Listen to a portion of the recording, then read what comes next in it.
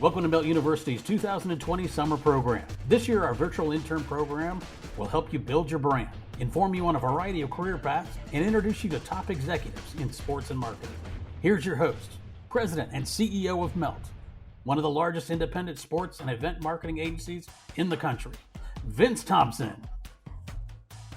Welcome, students.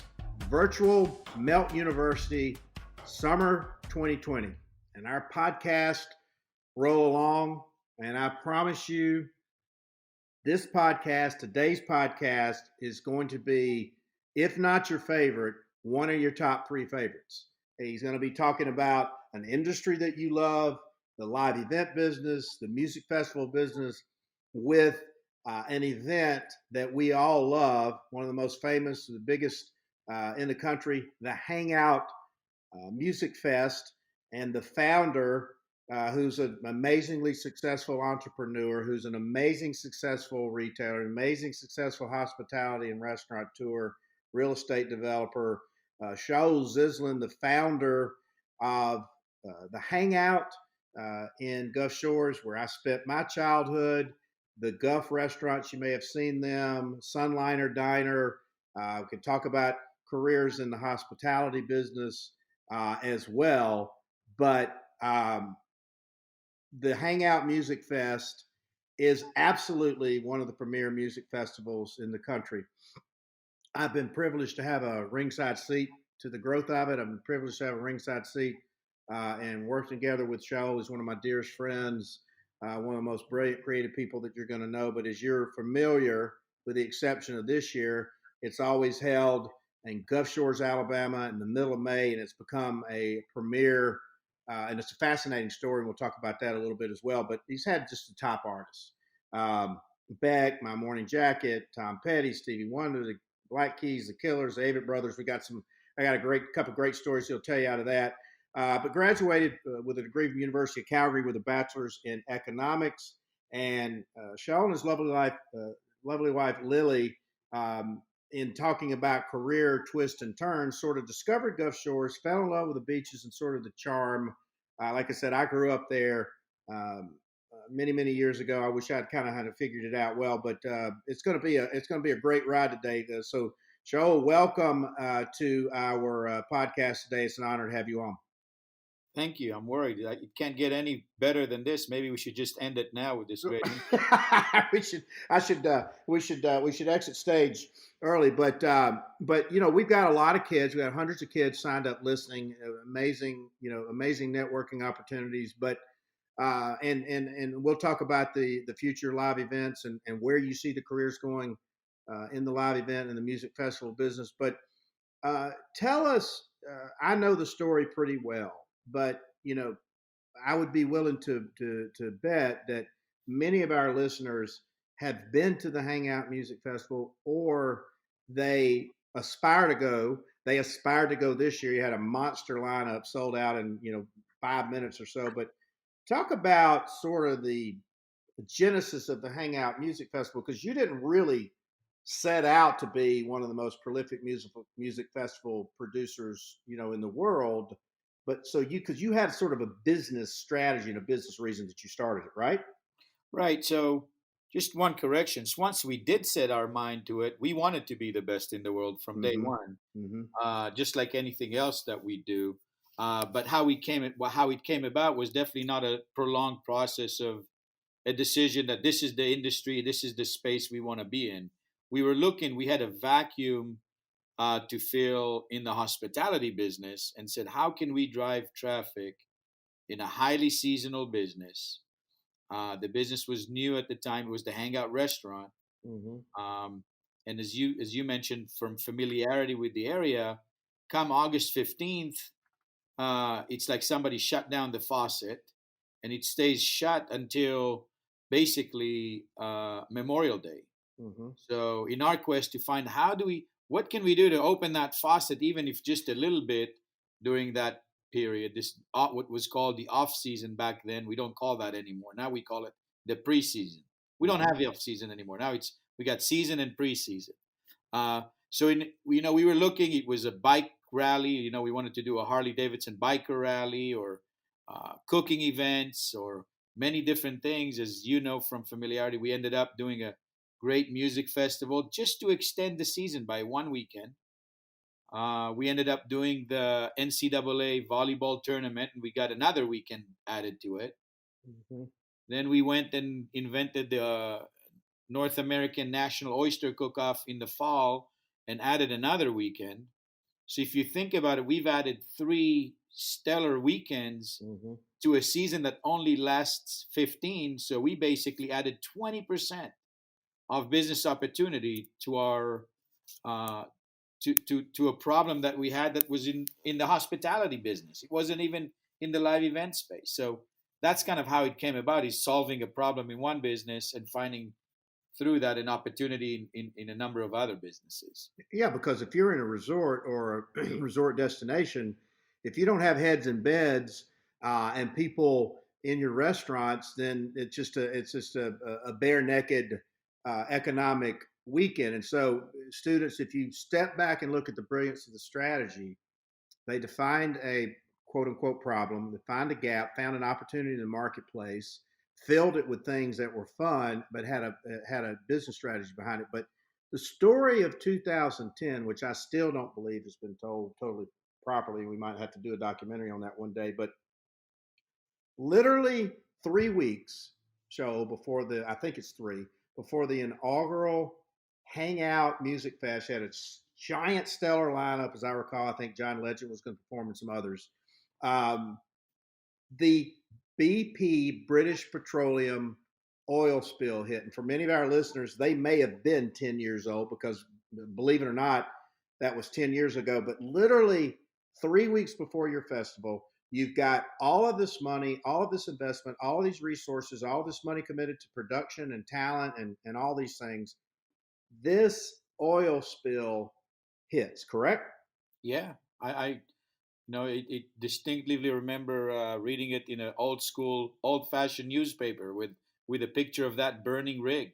That I think it was a Wednesday or a Thursday. I remember that morning looking at like, and first it was a human story about people dying in a rig explosion, and nobody thought more of it. I mean, we're like, wow, the rig exploded in the Gulf of Mexico, and uh, 7 people or whatever it was lost their lives, and it was a horrible thing, and we didn't think twice. And then it went quiet for a couple of days, if you remember, and then Mm-hmm. the story started gaining momentum and started brewing that this may be a bigger problem than just an explosion in the Gulf of Mexico. And within weeks it developed. Here we are 3 weeks before it happens, and then 2 weeks before, the whole world is starting looking at this well that is not being uh, is not controllable. And a week into it, a week before, all hell breaks loose at that point. Right. It's 2 weeks of oil pumping. Now these oil slicks are not contained. They're not just in front of Louisiana anymore. It starts traveling along the Gulf Coast. The panic sets in. Big government steps in. I mean, it was almost surreal.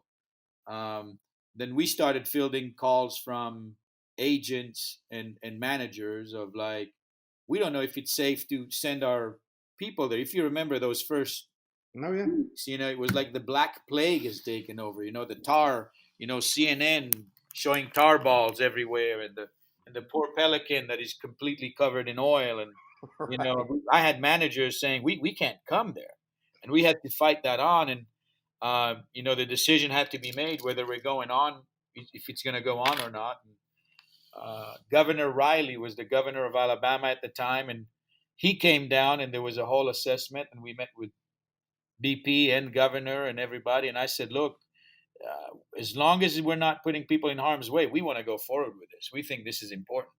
So you said so there was never any doubt that, because people forget this. First of all, there was a live stream of the spewing going on 24/7 on CNN, and then for some unbelievable reason, the target of the flow of the oil was ground zero was Gulf Shores and Orange Beach.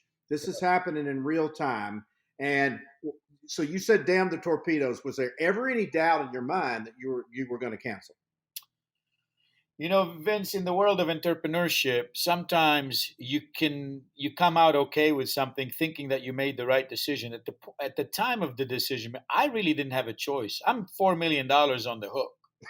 Right. Okay, Wow. I mean, it's kind of like at that point, I mean, they're closing it down. There was no option. Mm-hmm. There was not really an insurance policy to cover it at that point. Mm-hmm. Um, I mean, calling it quits was just not an option. So we kind of like hung on and said, hey, whatever this takes, we're gonna have to ride it through and try and make it to the other side. And And did and we did you did. have any talent that would not come perform, or did most of them come? It's hard to think back 10 years back. I think, if I'm not mistaken, a couple of bands did cancel, and and again, I don't remember exactly, and I don't we don't need to get into Mm-hmm. to it calling it out now. But let me tell you, we spent the days, the artist relations department said definitely spent days leading up, assuring people that they will not be taken over by the black tar as they step out of the car, and that we can perform in a safe and orderly environment, and all that. Gray Spotter said it great, and then we got the media attention, right? Then we were like, Oh yeah. what are these guys doing? I mean, like, they're really running a music festival on the beach with the tar balls threatening to take over. Oh So yeah. we got all the media attention, and the artists kind of like, being artists, they like the attention, so they started participating. Gray Spotter said this is like Coachella on the beach, just nicer and down with BP. Yeah. No, I was it was crazy, and so so full speed ahead, damn the tornadoes, you do it. You were supposed to get say 30, 40,000. I think you got 10 to 15,000, which, as I recall from the articles, was amazing. But then, students, the pivot that Shaul and Lily and the team made, and the idea of how he pivoted, to me, is one of the best ideas in the planet. Uh, Shaul had the idea to say, okay, let's flip and invert this messaging.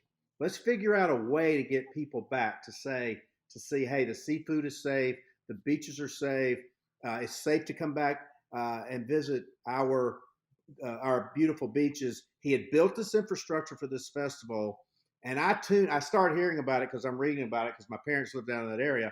And I tune in on this amazing Saturday night on CMT, Country Music Television at the time, and I see one of the most amazing sights in my life. I see tens of thousands of people, and Jimmy Buffett is performing in basically his hometown. Uh, Talk about, and it was the best strategy ever of how that all came together. Because then you did a series with, say, Brad Paisley and John Bon Jovi and all these guys. It was just, to me, one of the most brilliant strikes ever. So when Hangout Music Fest ended and we saw that people came, again, those days of BP oil spill are still somewhat surreal. I mean, you talk the period that we're in right now, talk about some dystopian, surreal stuff happening all around us in this country. Mm-hmm. It was in that region. It was very similar feeling, very Mm-hmm. eerie. No tourists, right? Because the tourists are listening to the media and staying away for no real reason, by For the no way. reason. But here we are sitting with retail stores that are catering to tourists and restaurants that are catering to tourists, and nobody's coming. Uh, Very early on, BP did what was the responsible thing to do from their point of view, and letting people know, don't worry, we will compensate you. We will step in. We will compensate you. Mm-hmm. I had the problem of them doing that, and again, a lot of parallelism to what's happening today, by them saying to people, "Don't worry, we got your paycheck covered." People chose to stay at home and get a paycheck rather than come to work and get a paycheck. Mm-hmm. Again, a lot of parallelism with what's going on right now. And what I did is I went to BP and said, "A, if a Hangout employee is going to come to you and say, or a Surf Style employee come to you and ask for BP relief funds, I need you guys to send us an email so we can verify that indeed this person does not have a job, because we're still hiring. We think that there is a strategy that we can stay in business, right? Because we didn't know if we're going to stay in business or not. Mm-hmm. We didn't know at the time. We didn't know if this is a 10-year impact. Is this Exxon Valdez? Is this what's gonna go Mm-hmm. on? We didn't know. So when we started these negotiations with BP, I had the fortunate to meet some of the strategic thinkers in BP, and I said, hey, we saw that people are coming for music. Why don't you guys, instead of paying X amount of dollars in penalties and in compensatory funds to local businesses, let's seed the local economy. Let's force drive these tourists to come down here. And we built a model for them, an economic model showing that if we can bring 10,000 people on a weekend to the beach, how much, how many turns in the economy that causes, and what's the economic benefit, and so on. And very quickly, not the marketing department or anything, it was literally the accounting department of BP that said, if you can pull it off, we'll give you the budget to do this. At the time, they gave us a pretty handsome budget to do this. We teamed up with the local tourism board, and the first one that we did was we went straight for who would represent this more than anybody else, and it was Jimmy Buffett, and we booked him. Again, you can't book acts like this on a dime, but we were ready by like the beginning of July to book him. So within 30 days, we put it all together. Wow. We built the show. We convinced BP. They put up the bill. Everything was ready to go. And a week, 10 days before the show, hurricane, I forgot the name, but there was a hurricane warning for that area, and we had to call the show off and basically postpone it by 2 weeks. I don't remember that. I forgot that. The first, he actually ended up coming to town and performed at Lulu's, his sister's restaurant there, doing an acoustic performance, because we had everything ready, and it was, we didn't know how to do it. We ended up postponing by 2 weeks, got a deal done with CMT to televise it live to show people around the country that we're alive and well. Till this day, I believe it was the #1 ever live broadcast for CMT. Jimmy Buffett killed it. It was a phenomenal show. Amazing. Yeah. I remember Jimmy coming off and telling his old manager Howard Kaufman, saying, "Best show ever." Literally as he's sweating coming off the stage. So we did this, and the model proved itself. A lot of people made a lot of money. We put 45,000 people guests. The way we structured it is that you had to stay in a condominium there in order to get the tickets. So the tickets were free, but you had to book a room. And it worked, and BP liked it. And it's interesting, Vince, because you know that because you helped. We both tried to do more of it. That's how me and you met. Right. It was so hard to get talent to support it because of the bad association with BP. Right. And we had to go to people and say, you're not supporting BP, you're supporting the affected community. And we were lucky to be able to do it with Brad Paisley. He got the message. John Bon Jovi. Me and you, as you know, try to put a few of them together. That didn't work out politically because the talent was afraid of it. Yep. Which is a shame. But I'm glad to, we ended up doing these 3 mega shows. If you think about it, it's 150,000 people that we brought to the beach. Each one of them spent an average of 4 room nights.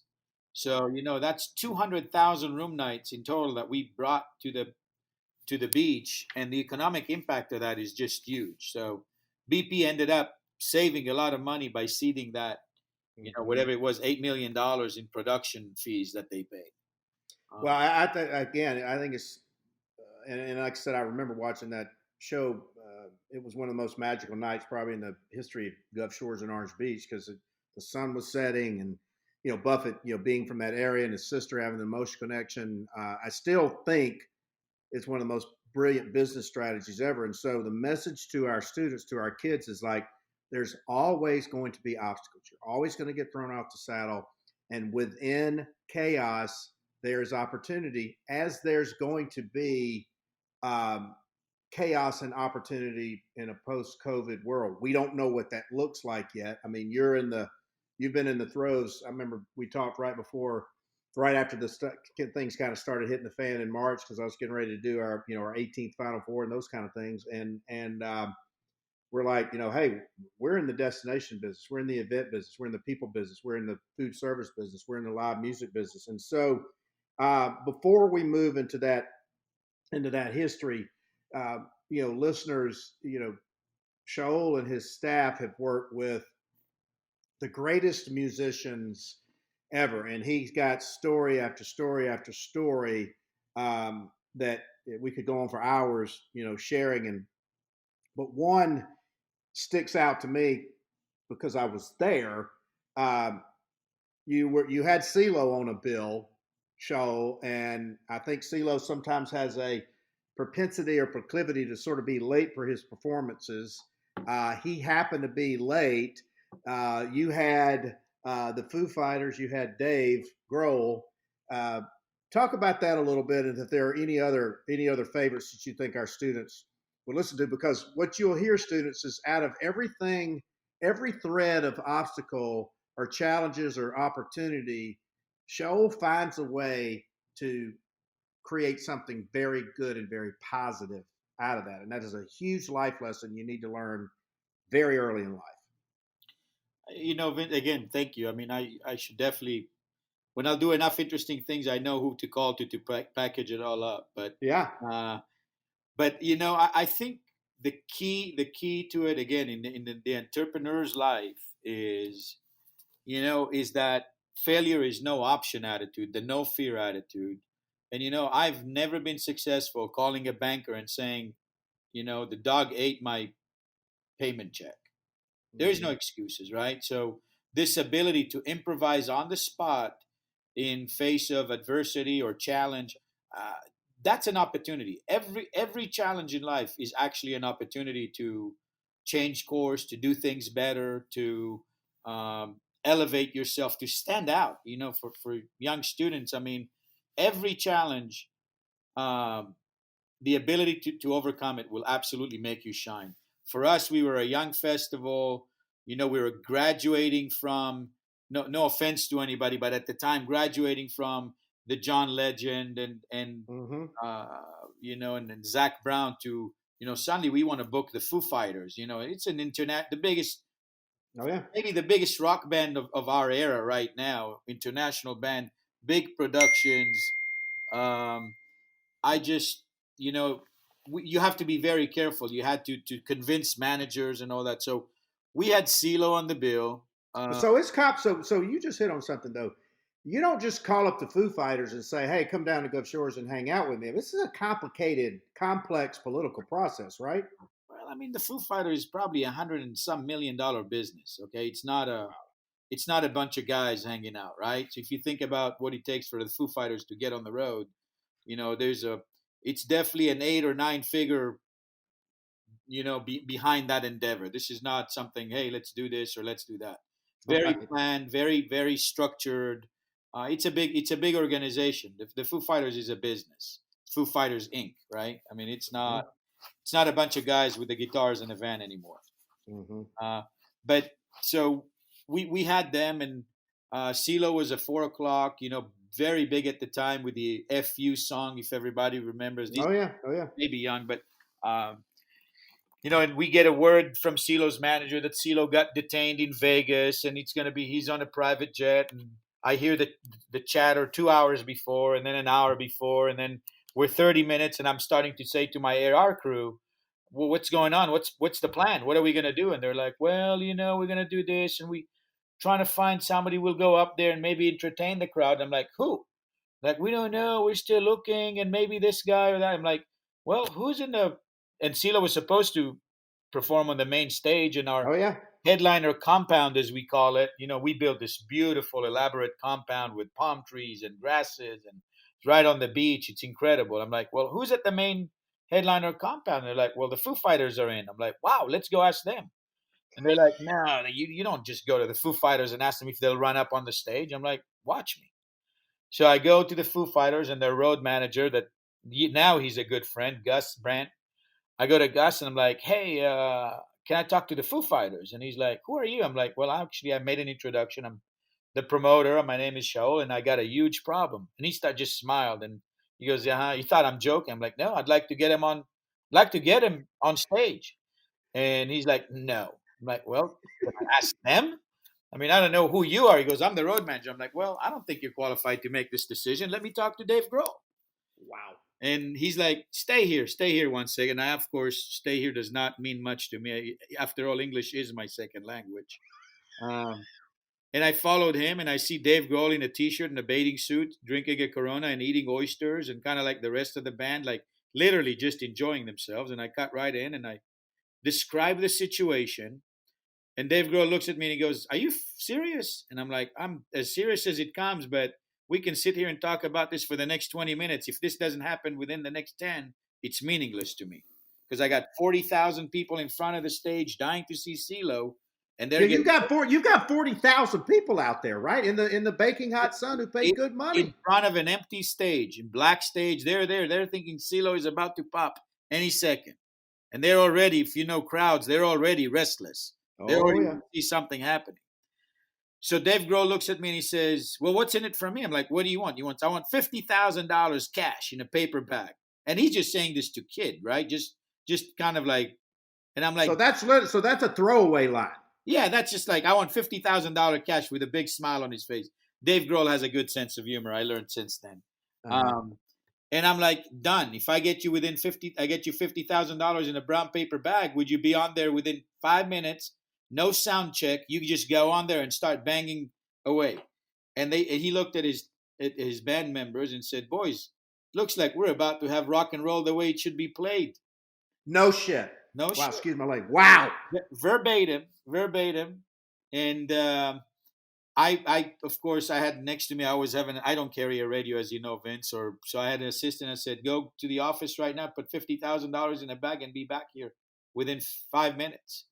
And Dave Grohl and their whole organization is freaking out. What are we doing? What are you doing this for? And again, they were supposed to be the headliners that night.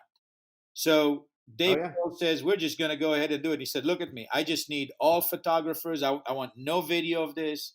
I want no photos of this. We're going to go up, hook up to CeeLo's," because the stage is set with CeeLo's gear. And he said, "We're going to go and set up to CeeLo's stuff. And I'm like, all I need from you is 20 minutes just to calm them down." And he goes, "You got it." And literally, I handed him $50,000. He went with a white T-shirt and shorts up on stage. They ran up on stage, did not do sound check or anything. It was the one and only time that I actually went on stage and did a public appearance at Hangout. Yeah. I came on stage and I said, "The bad news is that CeeLo Green is late and would not be able to make it this afternoon. And the whole crowd is mad and, oh, boo, and all that." Yeah. And the good news is CeeLo F you, because that was the song, right? Yeah. CeeLo F you, Dave Grohl is taking over. Dave Grohl and the Foo Fighters are taking over. And the crowd just blew up because they ran right on stage as I'm saying that. And they did 30 minutes of Darling Nikki and all sorts of cover songs that you would never expect the Foo Fighters to do. Had the crowd in a complete trance. We won, out of that, we won Festival of the Year that year. Oh, yeah. And Dave Grohl ended up staying the whole weekend with us. Said, "This is way too much fun for me to leave. I'm just staying here." I got a famous recording of him saying this is the best festival in the world that he's ever played. Right. But incredible moment. CeeLo ended up coming about 20 minutes into the set, and I told the stage manager, "You tell him he's not needed."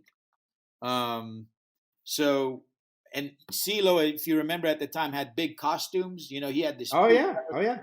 He literally ran on with a ketchup-stained wife beater, tank top, and sweatpants on stage. Did one song together with the Foo Fighters, and then the Foo Fighters graciously just walked off the stage. And he did then a couple other songs, and he wanted to do his whole set, and we said, "Nope, you're done. You're getting off the stage, son. You're out." Wow. So again, great story, adversity that led up to an incredible opportunity. Well, yeah, in adversity, there's opportunities. Is that still your favorite story? Or are there, because you've worked with all of them, but so is there any others? Nah, this one is a great.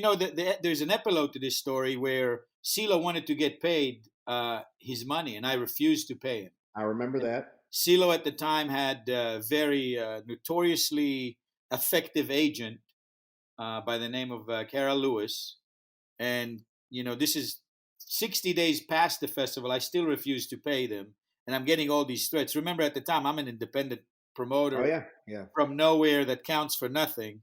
And Kara is probably the most influential agent in the hip hop world, and she's throwing threats. And I get on a conference call where she's like, if Dave Grohl is good friends with CeeLo, he would have done it for free. Because I told her that the money that I owe CeeLo, I actually paid Dave Grohl. Right? And she said, and I said, well, have CeeLo call Dave Grohl and ask him for the money.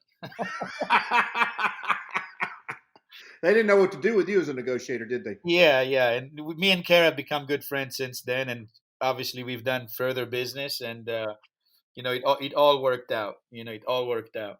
Yeah. Well, I mean, we could tell these stories all day, but so let's make a pivot, because talking about adversity, talking about chaos, talking about pivoting, as we all say in the business now, but you're moving into probably what's going to be the biggest, May 2020 was going to be, if not the biggest, one of the biggest Hangout Music Festivals, 10-year anniversary, gigantic lineup. Everybody wants to come, sells out in minutes.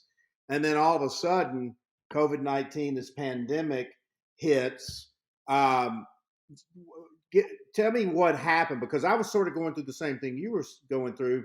Your event was in May. Ours was in early April for March Madness and the Final Four. But you got a lot of personal risk on the line. You're in business with one of the premier groups, AEG. You guys, the two big ones, Live Nation, AEG. Shaul's in business with Anschutz Entertainment Group. But tell us what happened, and then where do you see the future of live music and the live events, and where are there going to be opportunities for our kids coming out of college? I know that threw a lot at you, but that's a big, live music is a massive space right now, and I'm following a lot of changing going on within that on the fly. So, first of all, Vince, I honestly believe that we don't know. This is, as they say, the story is developing as we speak, right? Mm-hmm. You know, I try to hold on. We were probably one of the last to say. I said, nobody's going to call a cancellation until we're absolutely certain that there is no second chance, right? So we held Mm-hmm. off all the way till about mid-April, to when it was about 30 days out and people needed to put their deposits on lodging and stuff. Mm-hmm. That I finally made the call and say, and I knew right away that I wanted the hangout to be continued in May. I did not even for a second did I consider going in the fall, which a lot of other events ended Right. up saying, "Oh, we're going to postpone it to the fall," and now they have to do this all over again. I knew right away that I want to punt for 12 months. Mm-hmm. Look, the new normal is we hear this term around us a lot. I don't believe in a shift to a new normal. What I believe is that this new environment will shaken things up and will propel us closer to different conditions. But I Mm-hmm. believe that things will get back to normal sooner rather than later. I really believe that. I mean, Mm-hmm. this is based on what I see today. I think that people will remember the value of socializing, Mm-hmm. and I still think that we as human beings require it. I think we need it. It's part of our DNA. I don't think we've evolved as human beings to the next phase where this new, and it may come down the road. Maybe your listeners that are young enough, maybe they're ready to pivot to this new norm. But there's a whole demographic there that isn't. So I think things will become back to normal. Uh, So where do you, because we tell our kids that the college campus is the ultimate professional laboratory. They're around and they're exposed to so many events going on. It's a mini city within a city. I use my experience in the sports information to relate it to um, live event production as well as the sports. But as a student at a university, where and what do you recommend them doing that would put them in a position to get an internship or get a job within a major music festival, food festival, the Hangout Music Festival? Where are those opportunities, and what are you looking for, and what stands out to you? Because everybody wants to be in our business. It's incredibly sexy and alluring, and the outside looks, the exterior looks really, really good, but we all know it's very hard work. But give our students some coaching here. well, I mean, I'm not going to sugarcoat it. I think that Live Nation, AG, in Endeavor, CAA, everybody's laying off people. This is Mm-hmm. not a good time to be in this space. Okay, It's brutal. it's brutal.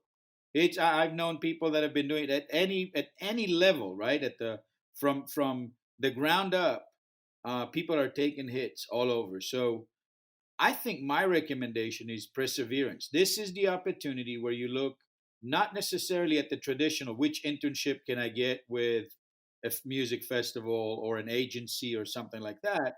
I Mm-hmm. think what you look for is, how do I create an opportunity for myself uh, to do something that will teach me more, get me more prepared for when this stuff actually starts happening again, right? Mm-hmm.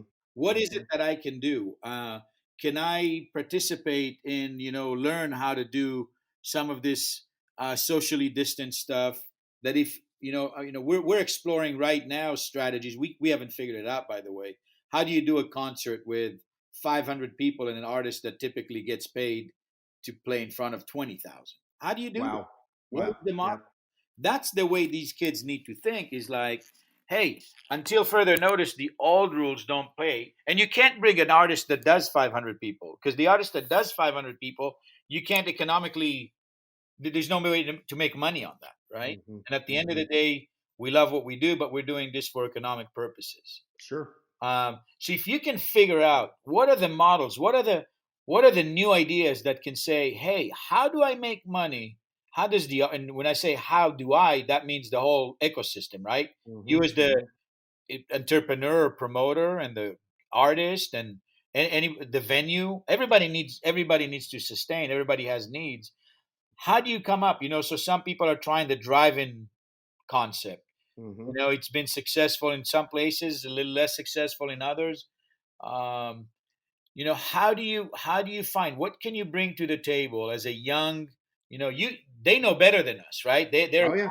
They're ground zero. They're the trend makers. They're the taste makers. Oh yeah. What's out there that you guys can bring in that we are missing, that we, the ones that own the capital, own the infrastructure, own the reputation, the equity, right? The reputational equity, that we can call a Foo Fighters and say, hey guys, let's try something, and where your students don't have a chance to do that. There's no way one of Mm-hmm. your students is calling the management right now and saying, I have an idea, Right. right? But if they find us, then maybe there is. So I think the opportunity now is to observe, be diligently inquiring and investing your thought process of what is it, what's the idea, bring me the next big idea. how, Mm-hmm. how do we make money in this environment? How do we reach people? What's it? How many brands you represent that are looking, that sitting on budgets? Yep. It's like the dam is closed, and the water level is raising, and the minute it cracks, that the money will be pouring into Oh the yeah. space, and they just want to make sure that you put it in the right spot. So tell me, speaking of being in a position to win or win the ball game, is what we always tell these kids. Like, you got to get yourself in the position to win. You got to get yourself in that 5 percentile of job consideration. You've got to stand out. You're a busy Yeah, guy. all I'm a the old busy rules. guy. All What? all the people that got laid off are playing in the old rules. If they want to come in, they got to find new rules to play at, and shake things Mm-hmm. up. That's what I'm saying. So that's gonna get your attention. I mean, that's spot on, guys. So I want you to listen to this, because you're dealing with very busy, very smart, very stressed, very under pressure people. We're all trying to figure this new world out ourselves, but you're the most sophisticated consumer of all generations of all time. You possess this knowledge and power in the palm of your hand, through your mobile phone. So kind of couple of parting shots. Do you have any advice for these guys? Do you have go-to podcasts? Do you have go-to books? Do you have go-to publications? Is LinkedIn an effective tool to get your attention, to get in the hospitality business, to get in the music, to the live event production business? Let them under the covers. Give them some tricks of the trade here from one of the best. I'll tell you the biggest trick that I know, Vince, and it applies not only to getting the job, it applies throughout your career as well. Every one of these individuals is managing a business. They're managing themselves. Each one of them is a business, right? Mm-hmm. And if you manage your business the same way as I described, with losing is no option. You just got to win. Then you will end up, whether it's LinkedIn, forget the distribution, forget what the medium is. The key is to be relentless, is not to give up. I had somebody, a different podcast, Vince, that invited me. You guys there? Yeah. Sorry, my computer went dark. That invited me to a, and I didn't know these people. Invited me to speak in a construction, out of all things, a construction podcast. And the girl that was in charge of that podcast literally relentlessly came after me for 2 years to get on that podcast. She didn't give up for 2 years. And it's not that I didn't want to go; it just never worked out. The timing was not right. Right. I was never in the same state where she was, and things like that. She never gave up. She continuously went after it and after it, and she told me she got the best podcast ever out of it. So that idea of, like, have no fear, your weakness is that you don't have experience. Your strength is that you're not constrained by experience. Right. So that, having no fear, but having the tenacity to go after it again and again and again and again, whether it's LinkedIn, to go and hit me up and say, hey, it's me. Remember me? I have a great idea. You still haven't called me back. I still have that great idea. I still have it. I have a new one. I think that tenacity, because going out and seeing, hey, I'm great, I'm a genius, call me, is not going to be effective. I don't believe. Does not work. Does not work. At this stage, Vince, I even stopped reading resumes. I don't care what your resume says. Exactly.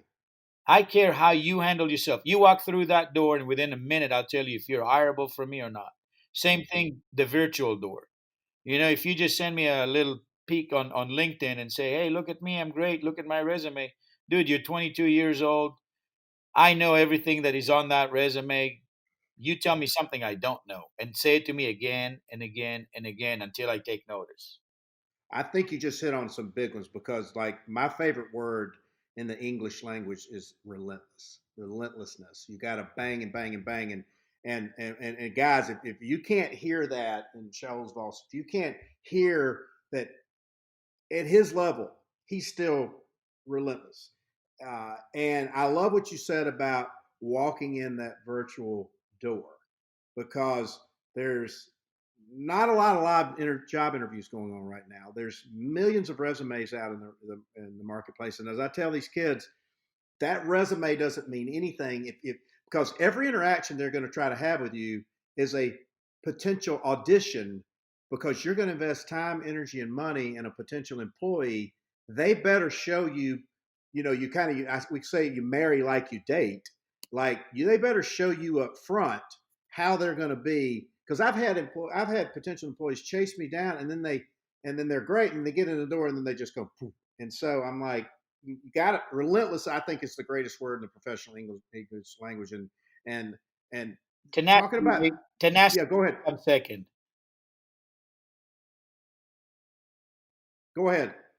I said tenacity may come in close second.